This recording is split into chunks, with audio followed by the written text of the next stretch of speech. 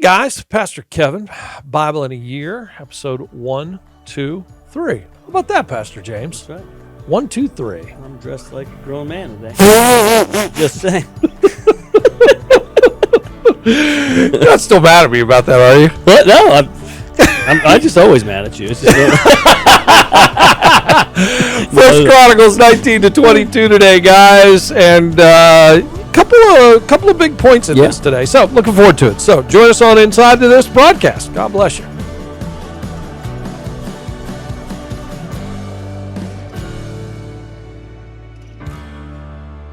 All right, there we go.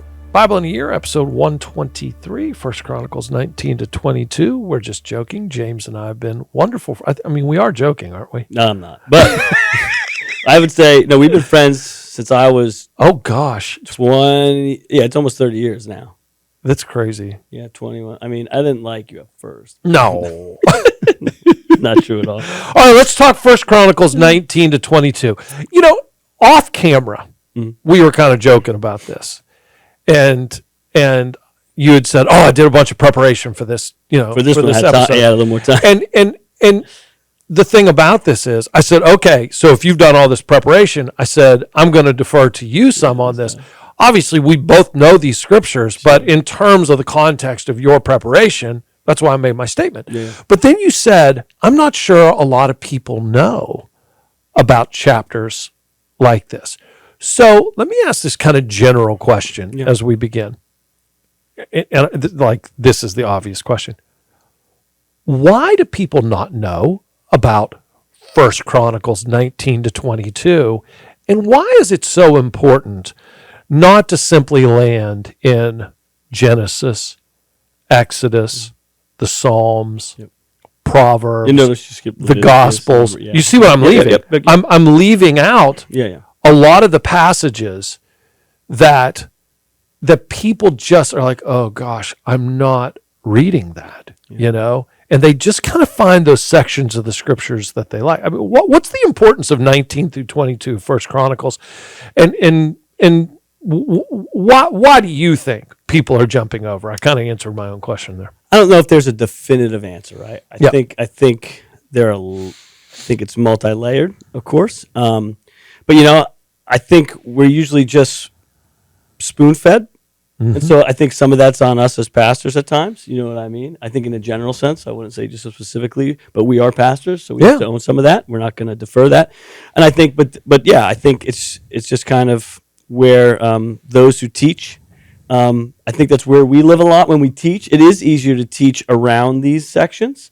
Again, a lot of what is taught here in Chronicles is from, First Samuel, it's from those areas. So it's a rehash. It's a rehash. But again, we're going to encounter some stuff that is always relevant for today. The scriptures are always relevant for today.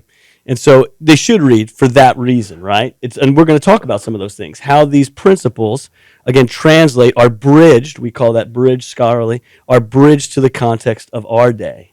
And so, from here, because God's the same yesterday, today, and forever. So you teach Bible to the seniors at Trinity High School, Trinity Christian School, every single day.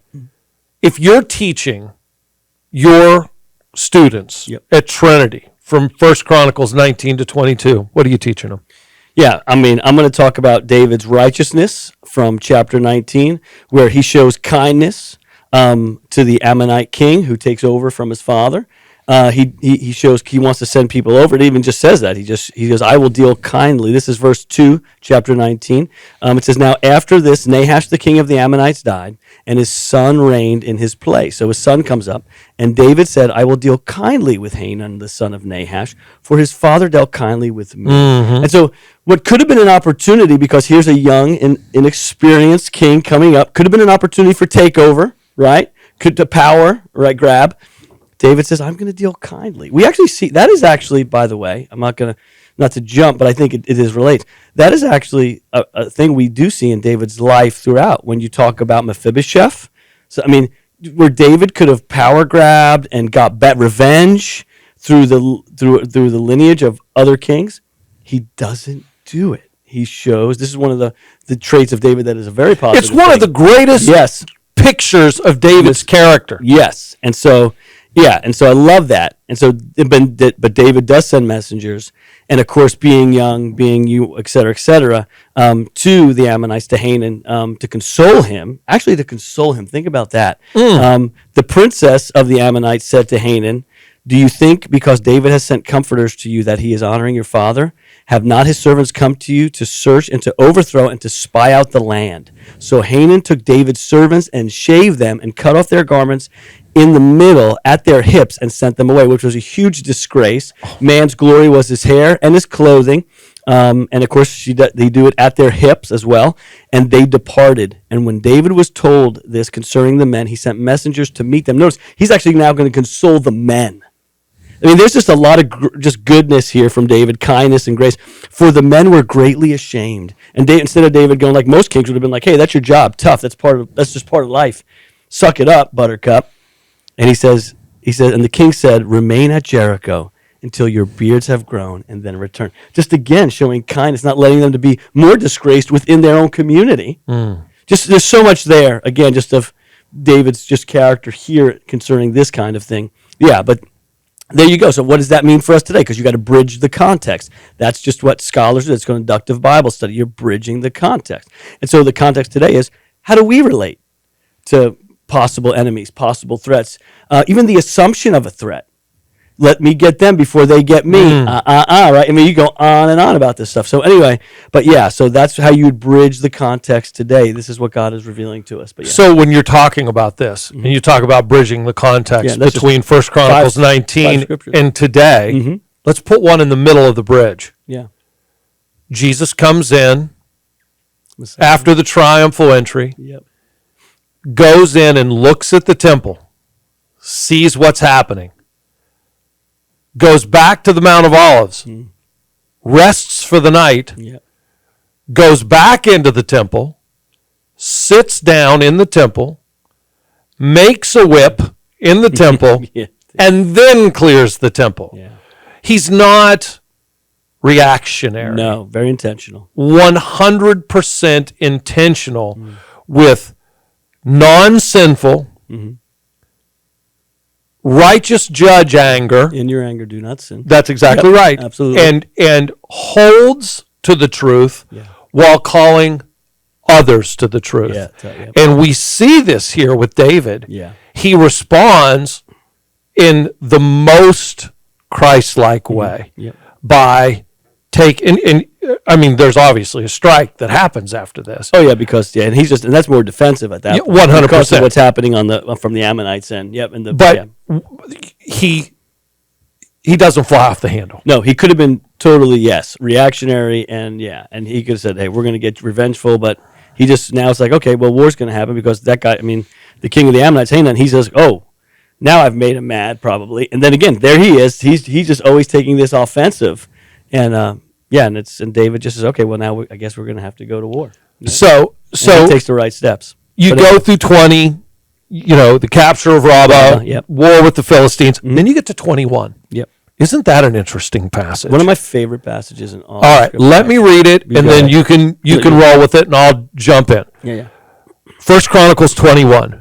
Satan rose up against Israel and incited David to take a census of Israel. So David said to Joab and the commanders of the troops, "Go and count the Israelites from Beersheba to Dan, then report back to me so that I may know how many there are." Go ahead. Yeah, so why is this your favorite? Or one of your favorites? Because Job 1 is also one of my favorite. Okay, all right, I'm glad you went there. And so, because it gives you a really good picture of how what is happening in the heavenlies. In really the Holy of Holies, where God has still to this day let Satan come in, and you get a picture in the New Testament. You get a picture, and I'm just going to kind of jump a little bit to set the stage. When Jesus says to Peter, Satan has asked to sift you like wheat. Where was that happening? Job 1 shows you how and where that happens, and this because 2 Samuel. This is also, again, a retelling of 2 Samuel from another perspective. Think of the Gospels, right? How they show different perspectives, right? And gives you a full picture of what's happening in the heavenlies before the courtroom of God. And then you watch this. You have Paul. Now, I'm going to say this, and I don't know if we're going to get to fully expound on this, but Paul says, watch this, someone who will not respond to church discipline after much grace and intentional discipline, it says we will hand them over to Satan. Mm-hmm. You have to think about that. Woo! What does that mean? And how did Paul understand the dynamic of how God uses Satan, Satan's intentions and will, to be conformed, and watch this, to work according to God's intention and will. And that's what you're seeing here played out. So if I can set the stage here, because I think you're probably you're in the Psalms, like you're in the Psalms, but so in 1 Chronicles it says, then Satan stood against Israel and incited David to number Israel. But in 2 Samuel, and I don't know the exact chapter and verse, but in 2 Samuel, it says that God incited David, or caused David to do that. Now, we know God is not the tempter of anyone. No. So this is talking about God's sovereignty. So you always have to remember whenever it says, and it's also passive in the Hebrew, God allowed, God permitted David to be incited. Always for the greatest manifestation of God's glory to bring people to a place of belief. Yes, that his will, his overarching will happen. Regardless of man's, and again, man will be accountable and Satan will be accountable because he is allowing, because his foreknowledge knows, and also his omniscience knows their intention and what they will do. It's the same thing with Pharaoh, by the way. But anyway, for this reason, I let you be raised up because I knew how you'd be. I know how you'd respond, and my overarching will is going to be played out here, even though you are acting in your free will. That's sovereignty. If God was limited, watch this, by our free will or Satan and the angels' free will, he is no longer God. By definition, right? So anyway, that's a whole nother story. And this is, like I said, there are books written about how this theology plays out, but I'm giving you we're giving them thumbs. So you're getting a picture of how God operates, where he's allowing Satan's intention. I believe Satan, like in Job, comes up and says, all right, now he's the accuser. So what's he accusing David of? Man, David, I think he's counting on his arrogance. I think he's counting on his military strength here. Let's prove it. Let's see. And God goes, you know what? We can work this out for good. Yes, David's going to be tested here. He's going to be tried, and he needs to, because that's how we grow. That has to happen. It's why Jesus, watch this, is taken out into the desert, according to God's will, to be tempted by who? Who's doing the tempting? Satan, intentionally. God sovereignly permits Satan's desire to tempt and bring Jesus down. But again, it's permitted because Jesus, watch this, learned obedience through that which he suffered. And we learn obedience through that which we suffer. How was David made a courageous warrior?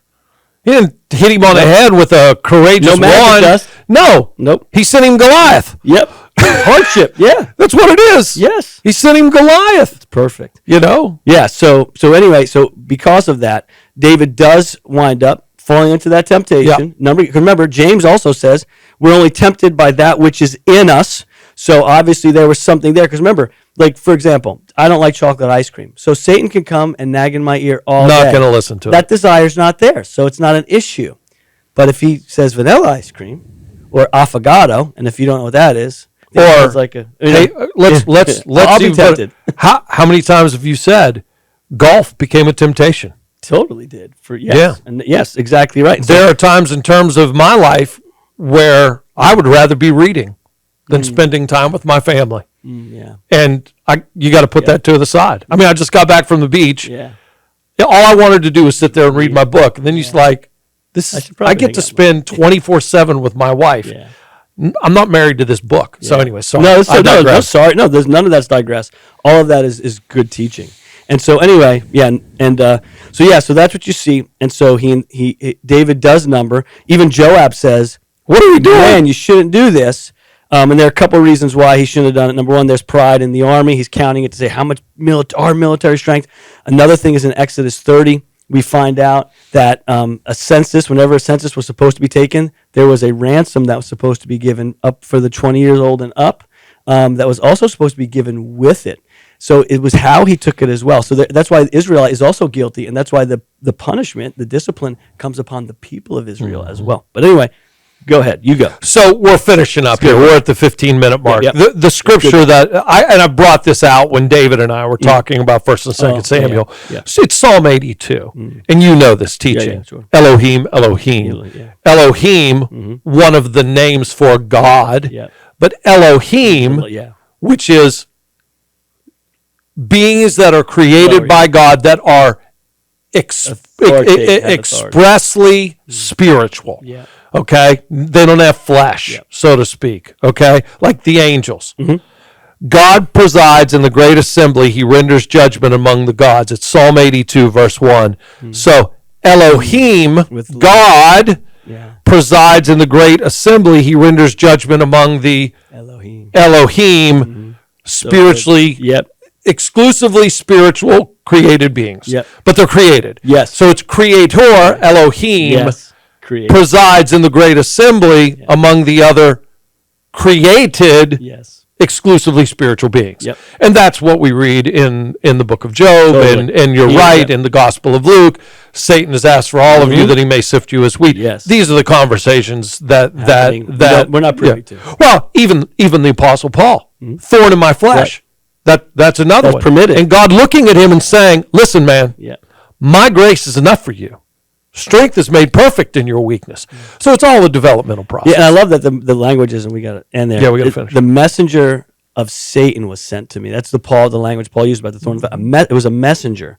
Why was he permitted? 3 times. Take this messenger away, this spirit away.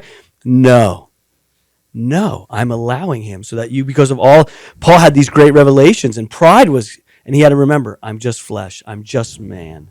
And it's true for all of us. There's a huge difference between Satan driving an individual to sin and God putting it on you to drive you to your true self. I love it. Yeah. You know what I'm saying? Amen to that. Anyways, all right, that's enough for today.